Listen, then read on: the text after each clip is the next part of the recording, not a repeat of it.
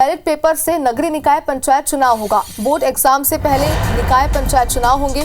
7 जनवरी के बाद कभी भी आचार संहिता लग सकती है और नगरीय प्रशासन मंत्री अरुण साव का बयान भी सामने आया। ईवीएम की तैयारी में समय लग रहा था, ये बात उन्होंने कहा। बैलेट पेपर से चुनाव का फैसला लिया गया है। नगरीय निकाय चुनाव पर सरकार तैयारी कर रही है। नियमों में परिवर्तन हुआ है, आरक्षण की प्रक्रिया हो रही है, ये बात अरुण साव ने कही है। राजेश मिश्रा हमारे सहयोगी फोनलाइन पर हमारे साथ जुड़ गए। राजेश, बैलेट पेपर से इस बार नगरीय निकाय पंचायत चुनाव होगा, क्या तैयारियां इसे लेकर? डिप्टी सीएम अरुण साव से भी बातचीत हुई। उनका कहना है, उन्होंने स्पष्ट कर दिया है कि नगरीय निकाय चुनाव बैलेट पेपर से होंगे क्योंकि ईवीएम को इसके लिए तैयार नहीं है। और साथ ही साथ उन्होंने इस बात का भी संकेत दिया है कि बोर्ड की परीक्षा के पहले ही नगरीय निकाय चुनाव दिया है कि बोर्ड की परीक्षा के पहले ही नगरीय निकाय चुनाव निपटा दिए जाएंगे।